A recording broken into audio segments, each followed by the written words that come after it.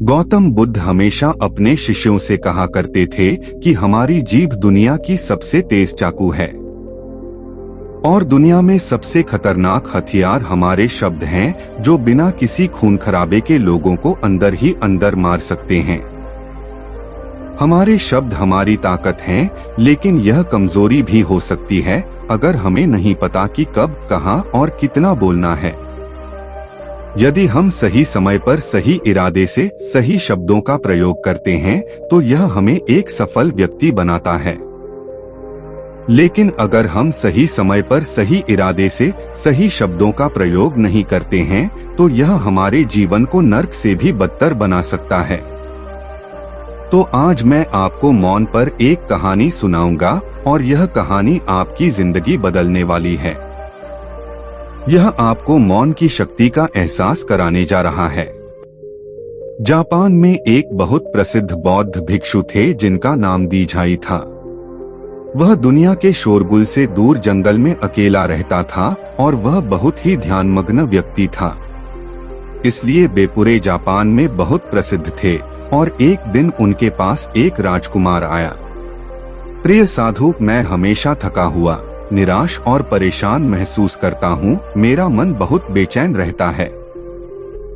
हालांकि मेरे पास सब कुछ है, धन, प्रसिद्धि और सभी विलासिता जो एक व्यक्ति पाने की ख्वाहिश रखता है, लेकिन फिर भी मेरे अंदर इतना आसान था। तो साधु ने कहा, ऊपर से आपको इसका उत्तर पता है, लेकिन आपने कभी इसकी खोज नहीं की। साधु ने कहा कि मैं एक प्रयोग करना चाहता हूँ, क्या आप वह प्रयोग करना चाहेंगे? इस प्रयोग के बाद आपके जीवन में कोई अशांति और चिंता नहीं रहेगी। यह सब सुनकर राजकुमार बहुत परेशान हुआ, लेकिन उसने साधु से कहा कि मुझे बताओ कि मैं क्या करूं। मैं अपने मन की शांति के लिए कुछ भी करने को तैयार हूं। तब साधु ने शांत स्वर में उत्तर दिया, अगले 10 दिनों तक आप मेरे आश्रम में रहेंगे और सामान्य व्यक्ति की तरह रहेंगे, और इन 10 दिनों तक आप अकेले मौन में बैठेंगे और जितना हो सके कम बोलेंगे। राजकुमार साधु की बात से सहमत हो गया। पहले दिन उन्हें लगा कि उनका मन सामान्य व्यक्ति से ज्यादा विचलित है। उसके मन में तरह तरह के सवाल उठ रहे थे और वह आम लोगों की तरह जीवन जीने में असहज महसूस कर रहा था। उसके भीतर बोलने की प्रबल इच्छा थी, पर वह मान गया और कुछ न बोला, एक शब्द भी नहीं। लेकिन वह चुपचाप बैठा रहा। लेकिन जैसे जैसे रात होती गई, उसे एक बड़ी शांति का अनुभव हुआ। उसके लिए यह बड़ा अजीब था। वह अंदर ही अंदर खुश हो रहा था और अपने आप से पूछ रहा था कि बेचैनी कम क्यों हो रही है। अगले दिन राजकुमार एकांत में बैठा प्रकृति को, फूलों को, पौधों को, आकाश में उड़ते पक्षियों को देख रहा था। अपने जीवन में पहली बार वह देख रहा था कि उसके चारों ओर कितनी सुंदर प्रकृति है। वह अपने चारों ओर प्रकृति को देख और महसूस कर सकता है। इस तरह एक हफ्ता बीत गया और उसके मन की सारी बेचैनी, सारी उथल पुथल, सब कुछ गायब हो गया। 8वें दिन की सुबह राजकुमार की आंखें अपने आप बंद होने लगीं और वह गहरे ध्यान में डूब गया। उसने आंखें बंद की, गहरे ध्यान में चला गया। कोई चिंता नहीं थी, मन में अशांति थी। राजकुमार को भीतर ही भीतर गहन शांति का अनुभव होने लगा। बाकी के 2 दिन गहरे ध्यान में बिताने के बाद राजकुमार खुद को एक बौद्ध भिक्षु के सामने पेश करता है। राजकुमार ने साधु से कहा कि प्रिय साधु, मुझे उत्तर मिला कि मेरा मन इतना अशांत और अशांत क्यों है। उन्होंने कहा कि मुझे पता था कि मेरा मन इतना विचलित और अशांत क्यों है। फिर उन्होंने पूछा, बताओ क्या जवाब मिला। राजकुमार ने कहा कि मैं जरूरत से ज्यादा बातें करता था और दिन भर लोगों पर ऊर्जा बर्बाद करता था और उनके बारे में अकेले ही सोचते थे और ज्यादातर समय उनके बारे में नकारात्मक ही सोचते थे। इस प्रकार मेरा समय नष्ट हो रहा था और अधिक बातें करने और सोचने से मेरा मन अशांत हो गया था। इस वजह से मैं कोई भी काम अच्छे से नहीं कर पाता था, जिसके कारण मैं लगभग हर काम में असफल होने लगा था। और निरंतर असफलता ने मुझे और अधिक उदास और चिड़चिड़ा बना दिया और इसने मेरे जीवन को और नष्ट कर दिया। लेकिन ये 10 दिन बिल्कुल अलग थे। अब ऐसा लग रहा है कि अपनी जिंदगी को पूरी तरह से जी रहा हूँ, और इससे पहले मैं अपनी जिंदगी गलत तरीके से जी रहा था। मैंने यह भी सीखा कि हमें ध्यान करने की आवश्यकता नहीं है, ध्यान अपने आप हो जाता है जब हम अभी भी और चुप हैं। ध्यान में मैंने पहली बात यह सीखी कि किसी के जीवन में सबसे महत्वपूर्ण घटना स्वयं को जानना है।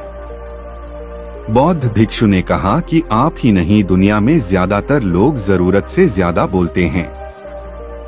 आज भी ज्यादातर लोग एक दूसरे को नीचा दिखाने के लिए ही बोलते हैं, और आज भी लोग ज्यादा बातें करते हैं और अपना जीवन बर्बाद करें। साधु ने राजकुमार को मौन रहने का महत्व समझाया और कहा कि एक बार शिष्य गौतम बुद्ध से पूछते हैं कि प्रिय बुद्ध, आप अधिकांश समय मौन क्यों रहते हैं? बुद्ध ने मौन रहकर कहा, मैं गहराई में मौन रहता हूँ। मौन स्वयं को जानने की पहली सीढ़ी है। यदि आप ऊबे नहीं हैं, तो स्वयं को जानना असंभव है। स्वयं को जानने की पहली सीढ़ी मौन है। जितना जरूरी हो उतना ही बोलें और बिना बोले ही उनका काम न बोलें और बोलना बंद कर दें, और आप यहाँ पाएंगे कि 90% बोलना हानिकारक होता है। नहीं बोलते तो अच्छा था। 90% मुश्किलें कम हो जाएंगी अगर लोग थोड़ा सा चुप हो जाएं, झगड़े कम हो जाएं, अशांति कम हो जाए, फेंकना कम हो जाए।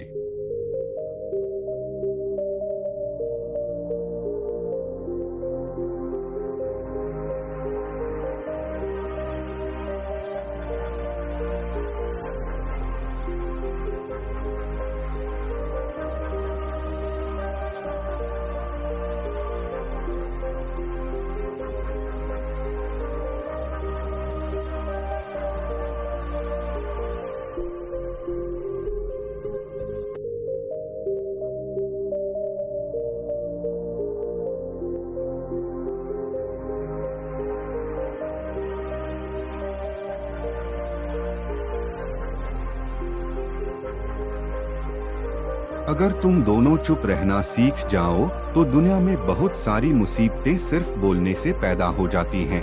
सब कुछ चुप रहना है। जब तुम ही बोलते हो तब तुम एकांत में अकेले हो, भीड़ भरे बाजार में भीड़ में खड़े हो, बोलते नहीं हो। तुम हिमालय के शिखर पर पहुंच गए हो। जिसके पास मोंटी ब्लैक और सिल्वर है, वो भीड़ में भी अकेले रहने का हुनर जानता है। वो अपने पापा के लिए गोता लगाने लगता है। एकांत में मनुष्य स्वर्ग भी है।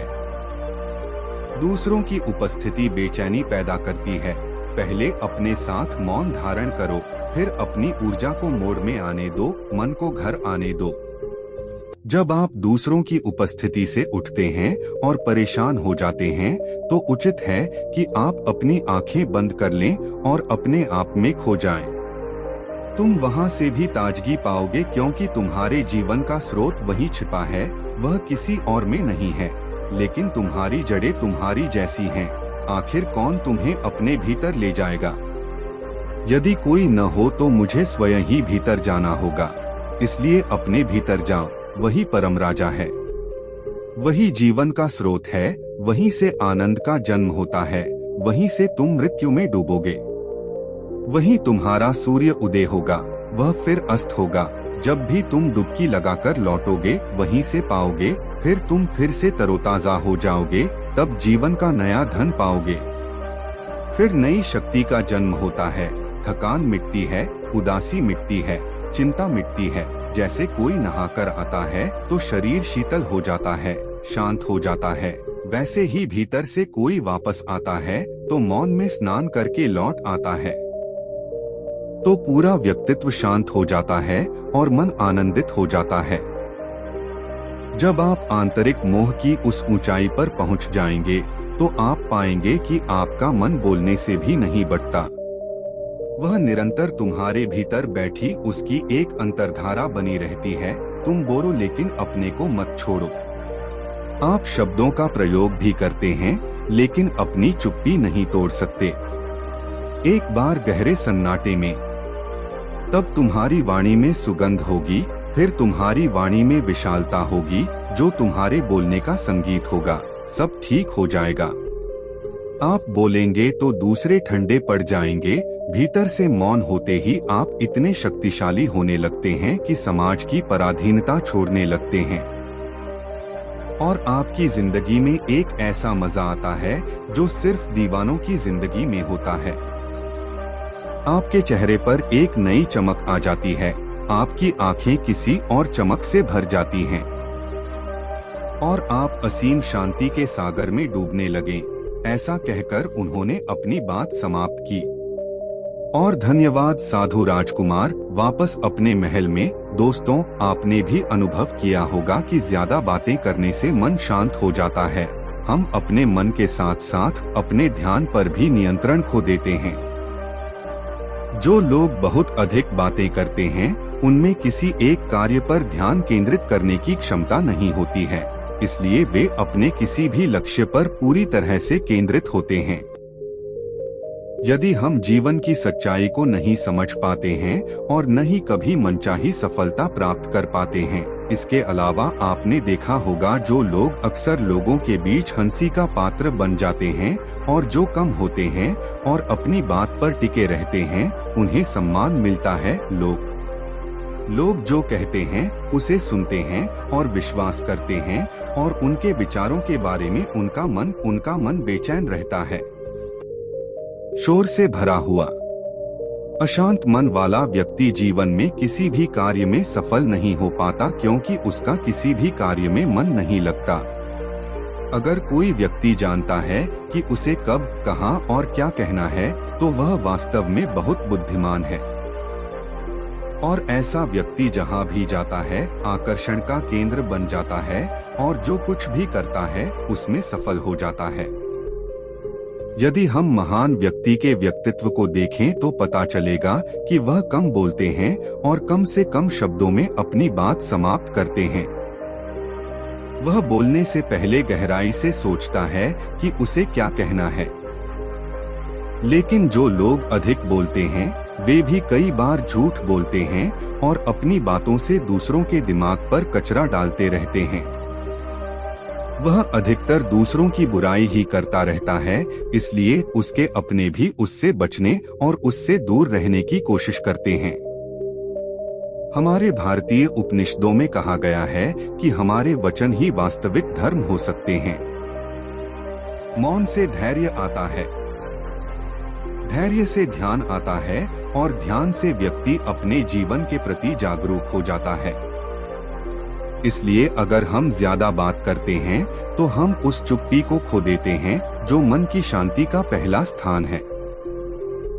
दोस्तों, आज से हम भी मौन का अभ्यास करते हैं। यदि हम भी ऐसा ही बोलते हैं तो यह आवश्यक है और हम कम से कम शब्दों में अपनी बात समाप्त करने का प्रयास करेंगे और यदि संभव हो तो प्रतिदिन कम से कम 30 मिनट एकांत में शांत बैठने का प्रयास करेंगे और मेरे पास पूर्ण विश्वास हम सब में एक सकारात्मक बदलाव अवश्य आएगा।